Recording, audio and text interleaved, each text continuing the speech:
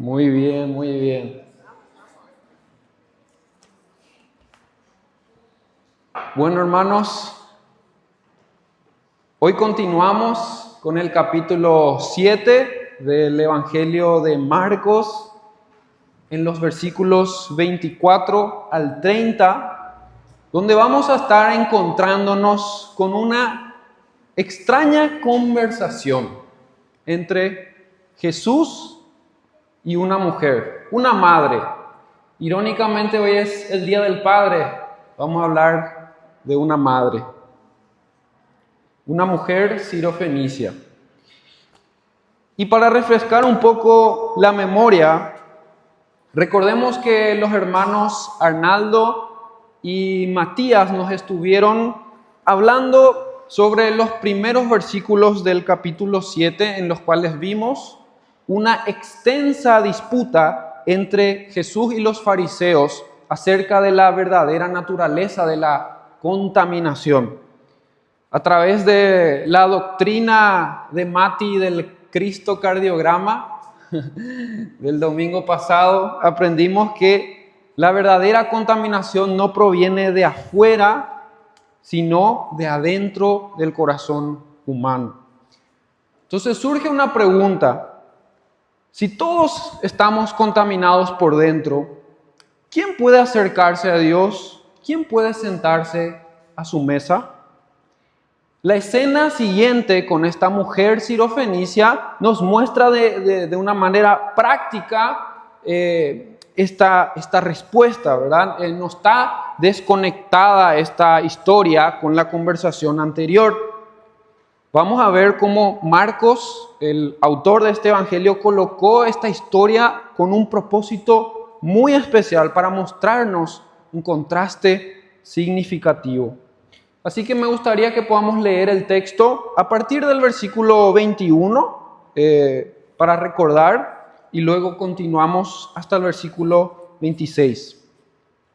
Dice así: porque de adentro del corazón de los hombres salen los malos pensamientos, fornicaciones, robos, homicidios, adulterios, avaricias, maldades, engaños, sensualidad, envidia, calumnia, orgullo e insensatez.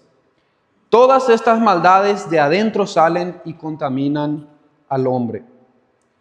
Levantándose de allí, Jesús se fue a la región de Tiro. Y entrando en una casa, no quería que nadie lo supiera. Pero no pudo pasar inadvertido, sino que enseguida, al oír hablar de él, una mujer cuya hijita tenía un espíritu inmundo, fue y se postró a sus pies. La mujer era gentil, sirofenicia de nacimiento, y le rogaba que echara fuera de su hija al demonio. Los versículos anteriores, como hemos leído, Jesús acababa de declarar que la verdadera contaminación no proviene de afuera, del cumplimiento de rituales vacíos, sino que viene de adentro del corazón humano. Y apenas termina la discusión, nos muestra el pasaje que él se levanta de ahí, se deja de estar en Israel y se va cruzando las fronteras hasta la región de Tiro, totalmente fuera del horizonte de los límites con Israel. Y Tiro, para que vean solamente un poco la parte geográfica, está a unos 50 kilómetros del mar de Galilea. Es una región que nunca perteneció a Israel, ni siquiera en los tiempos de David y Salomón, cuando era la expansión de Israel. Siempre fue un territorio pagano, ¿sí? Y este territorio para los judíos del primer siglo no era simplemente una ciudad más, era un lugar asociado con una historia particular. Si recuerdan, una de las peores mujeres de la Biblia, la reina Jezabel, ¿sí?, que se casó con un rey israelita, vino de esta zona, ¿sí? De Fenicia. Era de la parte de Tiro y Sidón. O sea que para la mentalidad judía, escuchar esta ciudad era asociarse con esta mujer. Pero ahora vamos a encontrar otra mujer en el relato.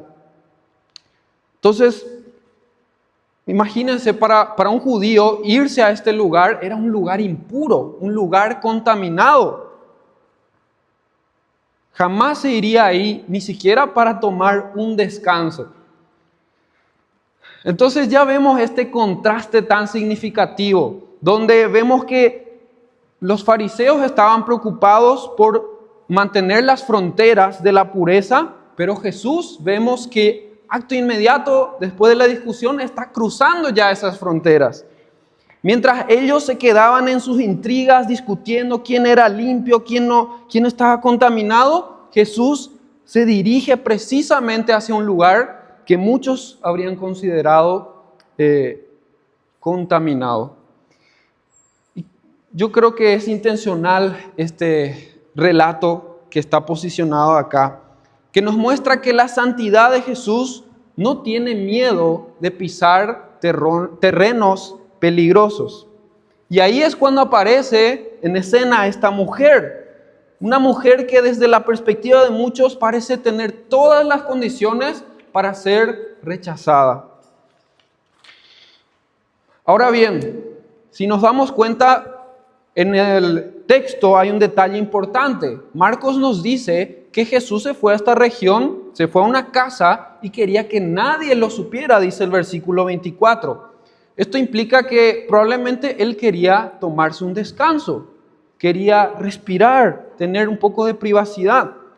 Y sí, después de semanas de enseñar, predicar, sanar, viajar, enfrentarse a los líderes religiosos, él era Dios, pero también era hombre. Él conocía el cansancio como cualquiera de nosotros.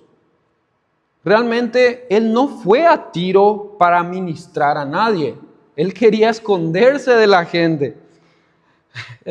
Muchas veces en el ministerio acá, experimentando un poco esa realidad, a veces los que están en el ministerio o sirviendo como líderes pastores no pueden decidir muchas veces cuándo descansar, ¿verdad? A veces me impresiona cuando Oscar me dice un domingo de tarde me salió una consejería, tengo que ir a visitarle a alguien, ¿verdad? Y le admiro por eso, ¿verdad?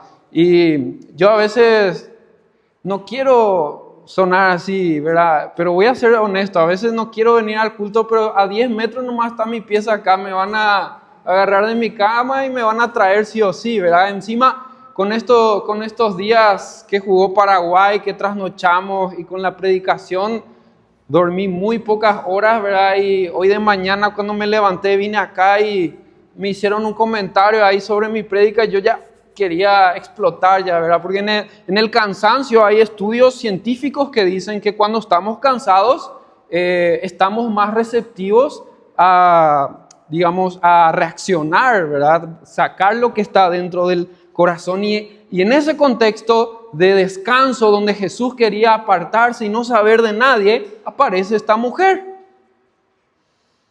Y no es cualquier mujer, es una mujer gentil, una mujer extranjera.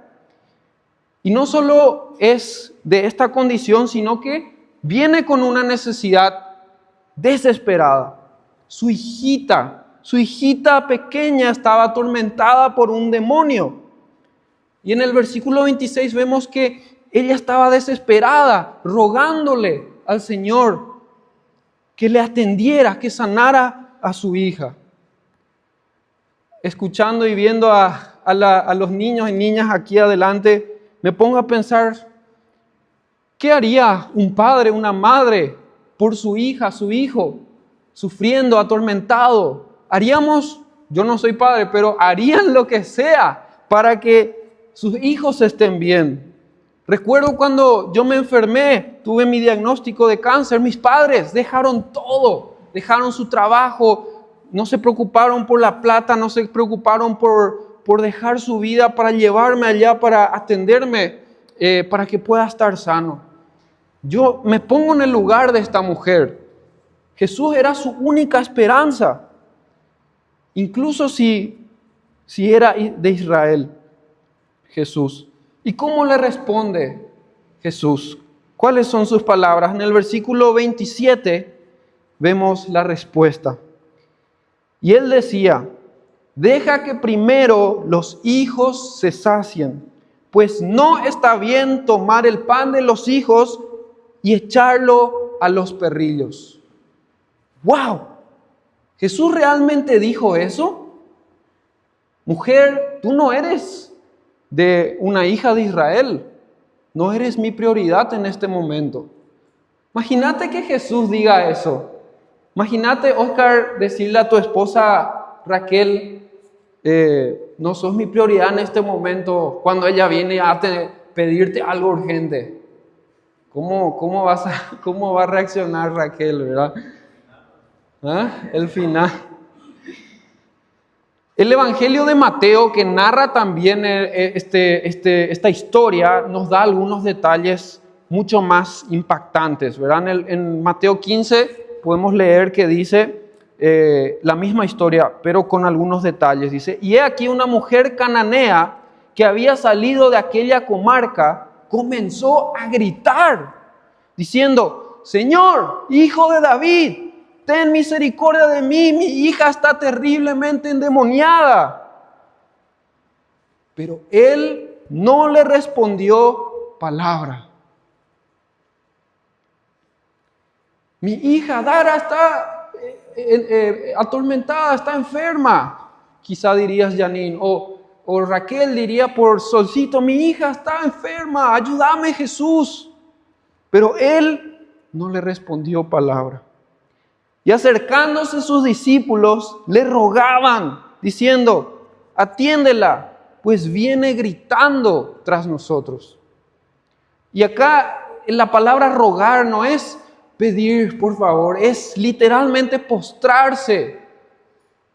Es dejar todo y clamar desesperadamente por tener la atención de Jesús. Y respondiendo, él dijo: no he sido enviado sino a las ovejas perdidas de la casa de Israel. Y acercándose ella, se postró ante él diciendo: Señor, socórreme.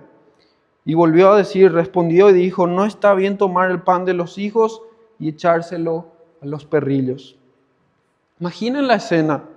Primero guarda silencio, luego ante la insistencia de esta mujer responde con palabras que parecen tan duras y desconcertantes. ¿Qué harías si Jesús te respondiera así? ¿Qué harías si en vez de contestar inmediatamente a tus ruegos, primero guarda un silencio sepulcral y luego te responde de una manera que parece tan difícil de entender? ¿Será que Jesús se dejó ganar por el cansancio? Normalmente cuando estamos cansados sale lo que está en el corazón. Empezamos a ver a las personas como estorbo. Pero sabemos que Jesús nunca pecó. Todo el relato bíblico nos enseña claramente que Jesús era la encarnación misma del amor. Jamás él hubiera insultado a nadie de manera pecaminosa. Entonces, ¿qué fue lo que pasó? ¿Por qué Jesús reaccionó de esta manera? A primera vista parece que el Señor respondió a la petición de esta mujer de una manera dura y contraria a su carácter. Pero antes de seguir me gustaría simplemente darles algunos detalles importantes para suavizar o matizar la respuesta de Jesús.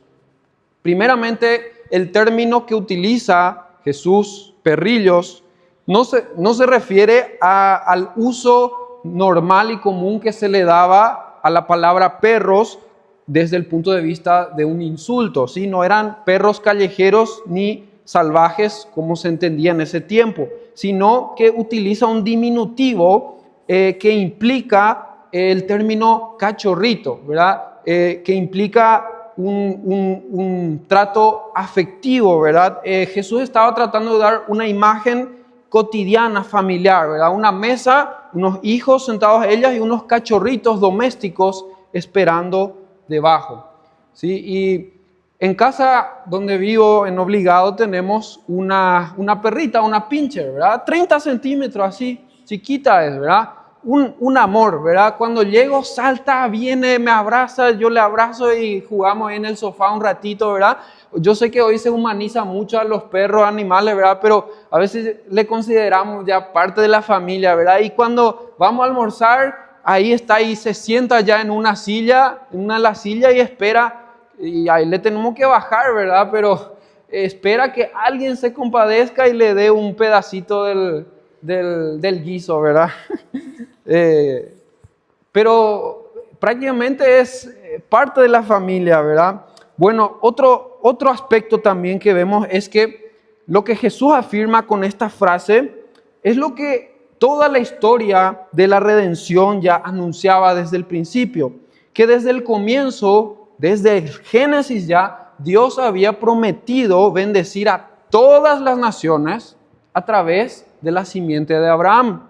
¿Sí? En Génesis 12, cuando Dios le promete a Abraham que todas las familias de la tierra serían benditas por él. Ya estaba ahí desde el comienzo, pero esa bendición iba a tener un orden determinado. Primero Israel y luego las demás naciones. Romanos 1:16 muestra claramente esta escena donde el apóstol Pablo decía: porque no me avergüenzo del evangelio, pues es el poder de Dios para salvación de todo el que cree, el judío primeramente y también el griego. No es que Dios amaba más a los judíos y menos a los gentiles o a los griegos. Simplemente este era el plan de Dios, el programa de Dios para alcanzar a todo el mundo. Utilizó a un pueblo para alcanzar a todos los pueblos. Y eso tenía un proceso, tenía una progresión. Entonces Jesús lo que estaba diciéndole con esta respuesta es ubicándole a la mujer dentro de ese gran plan de Dios. Le estaba recordando que la promesa iba a llegar primero a Israel y que ella no podía acercarse a Dios exigiendo derechos o reclamando méritos propios.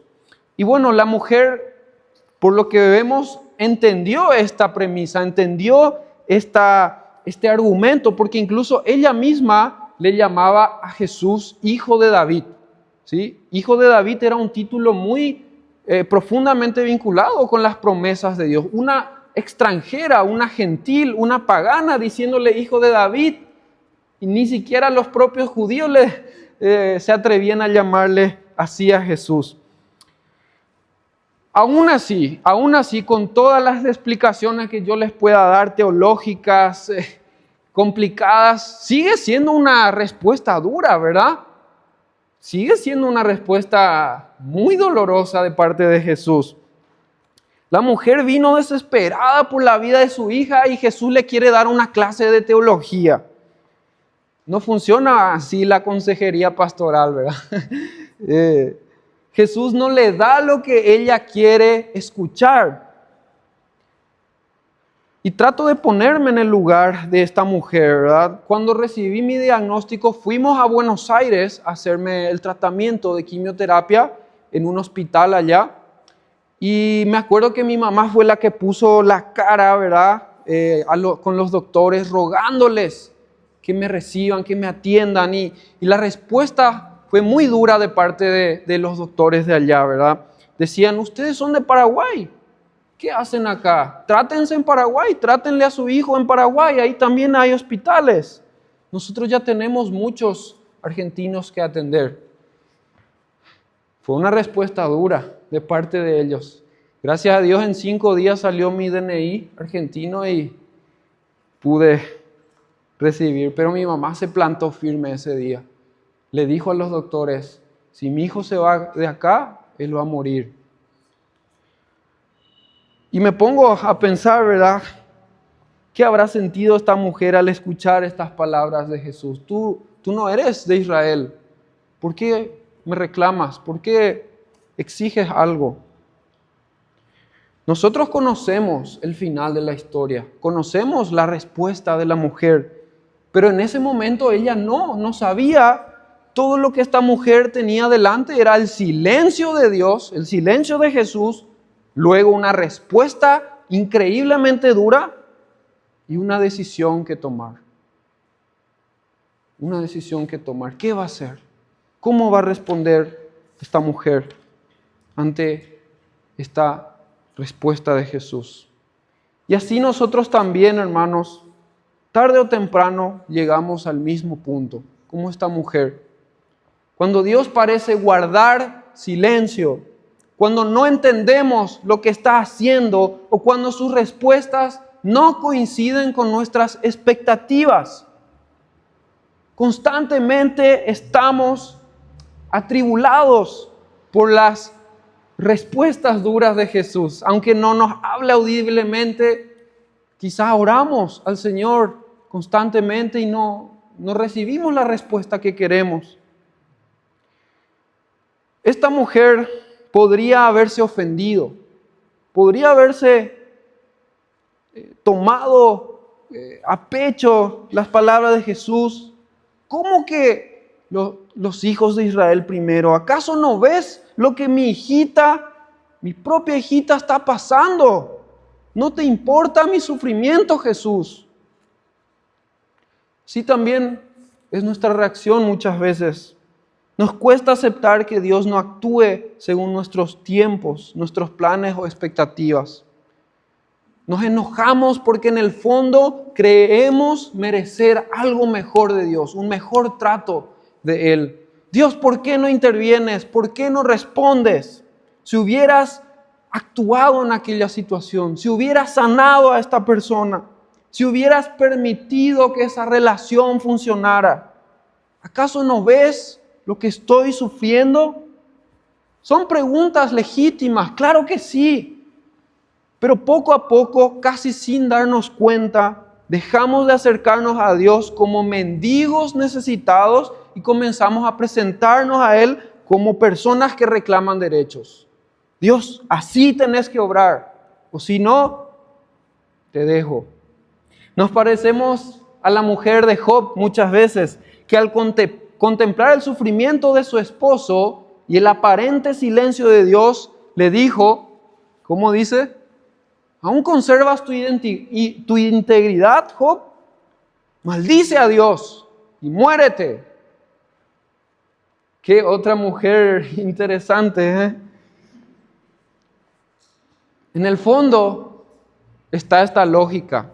Si he sido fiel, si he obedecido, si he servido, Dios me debe algo mejor que esto.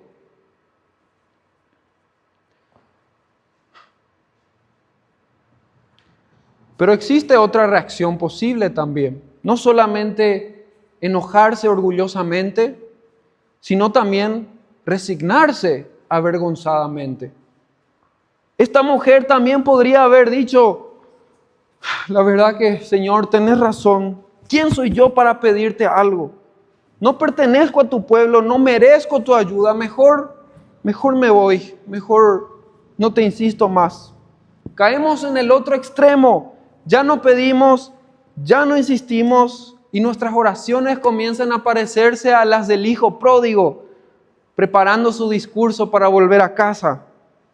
Me levantaré e iré a mi padre y le diré, Padre, he pecado contra el cielo y ante ti. No soy digno de ser llamado hijo tuyo. Hazme como uno de tus trabajadores. En otra versión dice esclavos. Quizá en una traducción contemporánea podríamos decir hoy, Señor, ¿sabes que soy una basura? Lo único que te pido, por favor, Dios, no me mates hoy. Déjame vivir un día más. Me conformo con un pedacito de cielo nomás y ya está bien, no te pido más nada. Parece una actitud un poco más espiritual quizá, pero en realidad alberga una visión completamente distorsionada del carácter de Dios. Y les confieso, hermanos, que constantemente descubro estas dos voces luchando en mi interior, en mi corazón. Ante el silencio de Dios, ante sus aparentes respuestas ásperas, a veces me ofendo con Él y a veces me avergüenzo profundamente. Hace apenas unas semanas experimenté ambas cosas. Si no saben, estuve 2 semanas fuera hace un tiempo atrás, porque el 7 de junio fueron las elecciones municipales internas. Y mi papá se había candidatado como precandidato a intendente y me fui a apoyarle, a ayudarle y estuve toda esa semana ahí desde adentro viendo todo cómo se movía, todo cómo funcionaba. Me sumergí realmente en este contexto, en esta realidad de las elecciones. Y todos estábamos convencidos que mi papá era el candidato ideal. Yo le conozco a él, yo sé que él era honesto, es íntegro, tenía grandes proyectos. Quería hacer una revolución en mi ciudad, ¿sí? Quería cambiar obligado para que sea voluntario. Mal chiste ahí. Pero cuando empezó a llegar las 5, 6 de la tarde y el cuento de los votos empezó a dar resultados y el nombre que menos sonaba era el de mi papá, comencé a sentirme decepcionado. Frente a mis ojos vi injusticia. Yo era uno de los que supervisaba la mesa. Había fraude, había soborno, había de todo para que se haga lo que la corrupción dictamina. Me sentí impotente y frustrado en ese momento. Y en cierto momento sí alcé mi puño contra Dios y le dije: Señor, ¿por qué permitiste esto? ¿Por qué no pusiste tu mano y no interviniste? La gente se pierde. 5 años ahora, nadie le va a hacer caso. Por un 100,000, 200,000 para su asado de un día y 5 años de tristeza, ¿verdad? Pero en esa misma semana, quizá unos días después, pasé al otro extremo. Cometí un pecado que me llenó de vergüenza delante de Dios. Y de repente ya no estaba reclamándole nada. Señor, apártate de mí porque soy pecador. ¿No es esa la experiencia que tenemos constantemente? Hablando hoy en el discipulado de la mañana, ¿verdad? Confundimos justificación con santificación y no podemos asimilarnos, ¿verdad? Amados por Dios porque nos abruma nuestro pecado. Hay días en que me levanto con el síndrome de protagonista y hay otros días en los que me levanto como el peor de los traidores. Hay días en los que me parezco a los fariseos que dicen: ahí afuera está la contaminación, ahí en Tiro, ahí con la mujer sirofenicia, ahí con los rituales, con las prácticas, todo está impuro, pero yo no. Hay días que me siento así. Y hay días que me siento dolorosamente reconociendo que la contaminación está en mí, que yo soy el problema. Y me identifico mucho con Pablo, ¿verdad? Que en Romanos decía: soy un pobre desgraciado, ¿quién me libertará de esta vida dominada por el pecado y la muerte? ¿No es la oración muchas veces de nosotros? Vivimos en este cuerpo que tiene pecado. ¿Cómo nos libraremos de él? El punto está en que ninguna de estas dos reacciones es la correcta. Aunque parezcan opuestas, tienen algo en común. Las dos terminan poniendo un énfasis en nosotros mismos. En un caso, estoy demasiado impresionado con mi pecado, con mis méritos, y en el otro, estoy demasiado impresionado con mi pecado. Pero en ambos sigo mirándome a mí mismo. Pero ¿qué nos dice el Evangelio? ¿Qué nos cuenta la historia de un Dios amor que se encarnó para salvarnos? Nos dice que tenemos que levantar la vista, dejar de mirarnos a nosotros mismos y empezar a contemplar a Cristo, contemplar a este Salvador que es mucho más misericordioso de lo que imaginamos. Y ahí está la respuesta en el siguiente versículo, en el versículo 25, Romanos 7. Gracias a Dios La respuesta está en Jesucristo, nuestro Señor. Un pastor escocés una vez dijo, y Oscar suele repetir esta frase, ¿verdad? Por cada mirada que des a ti mismo, da 10 miradas a Cristo. Otro pastor también decía, cuando me miro a mí mismo, me deprimo. Cuando miro a los demás, me decepciono. Cuando miro a las circunstancias, me desaliento. Pero cuando miro a Cristo, estoy completo. Y eso es lo que había entendido esta mujer sirofenicia. Cuando leemos su respuesta a las palabras de Jesús en el versículo 28, dice así: es cierto, Señor, pero aún los perrillos debajo de la mesa comen las migajas de los hijos. ¡Qué respuesta tan poderosa de esta mujer!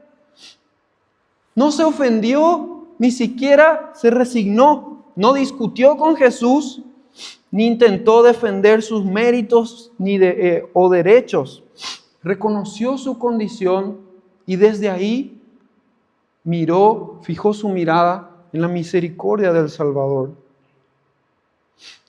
Podría haber dicho ella: sí, sé que tienes razón, no puedo exigirte nada, pero también sé algo de vos, sé algo de ti, que tú eres bueno, que en ti hay más gracia de lo que pueda alcanzar a comprender, y que una migaja que cae de la mesa es suficiente para sanar y transformar la vida de mi hija.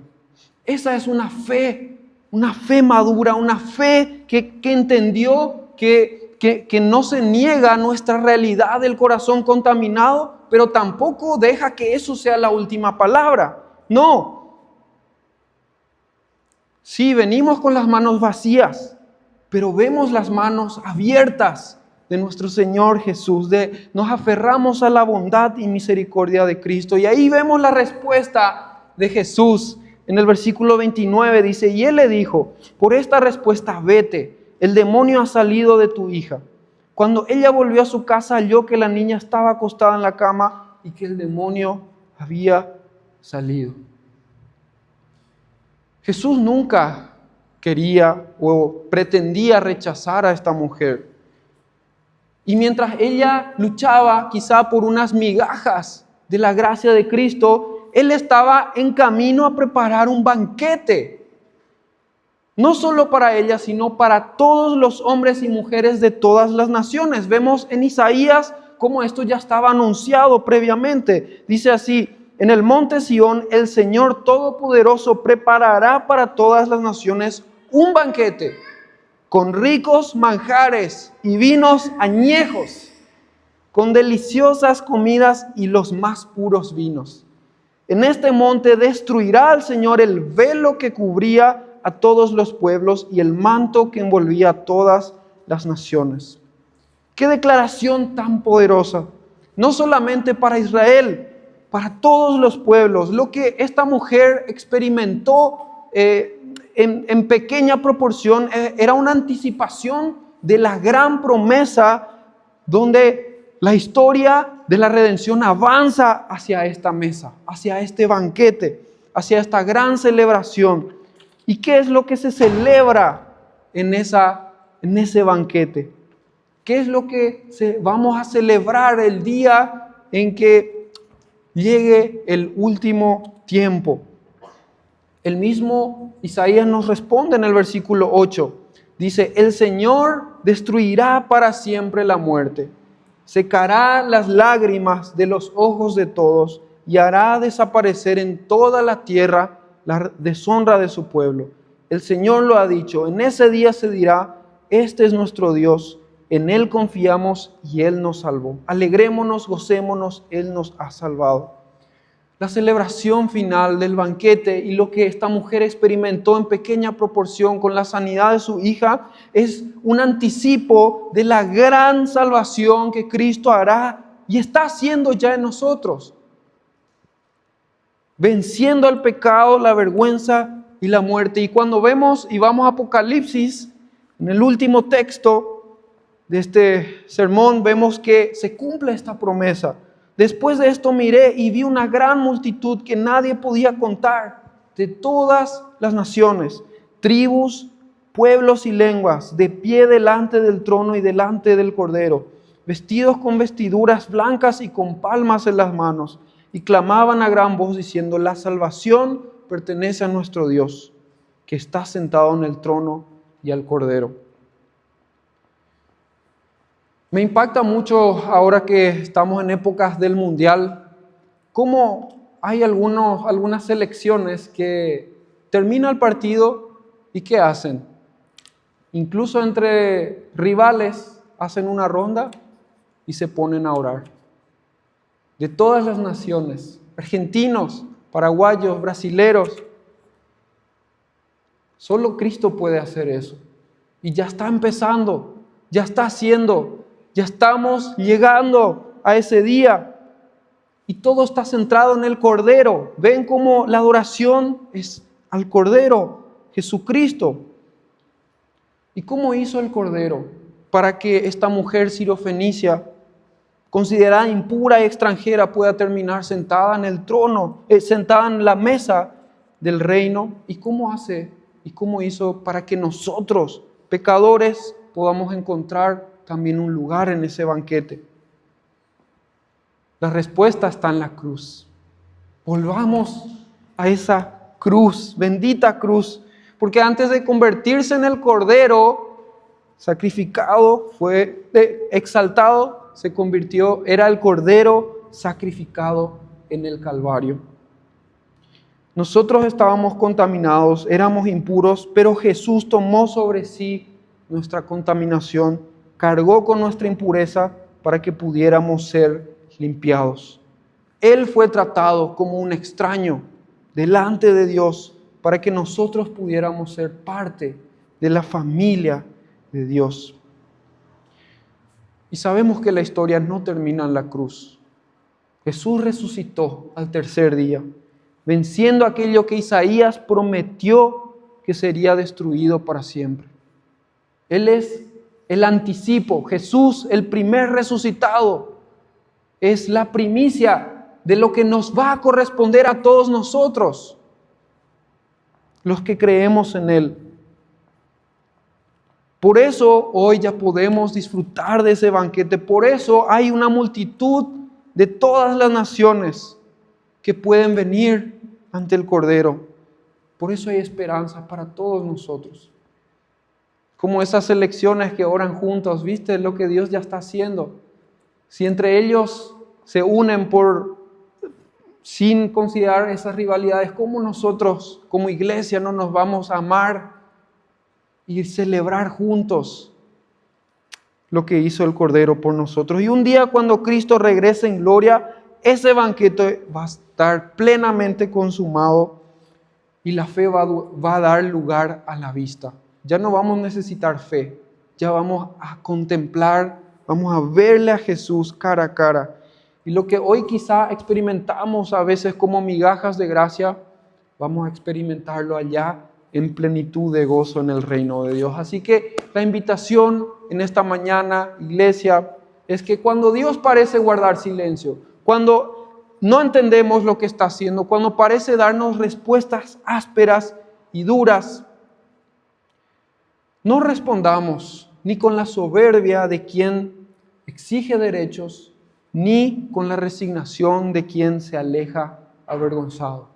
Respondamos como esta mujer, con humildad, con perseverancia, con fe, reconociendo quiénes somos, pero mirando sobre todo quién es Cristo. Oremos, entreguemos este tiempo al Señor. Señor, gracias por lo que has hecho por nosotros. Gracias porque, Señor, tú tomaste nuestro lugar. Tú te hiciste excluido, tú te hiciste apartado para que seamos aceptados, Señor. Gracias, Señor, porque así como obraste en esta mujer sirofenicia, a través de esta fe y humildad extraordinarias de esta mujer, Señor, así también tú nos das a experimentar un banquete. Hoy ya podemos disfrutarlo, hoy ya podemos mirar hacia atrás lo que hiciste por nosotros, hacia el presente y hacia adelante, cuando disfrutaremos en la plenitud de gozo, Señor. Que eso sea nuestro impulso, nuestro deseo en esta mañana, Señor. Llénanos de gozo, Señor. Llénanos de gozo. En tu nombre, Jesús, oramos. Amén y amén.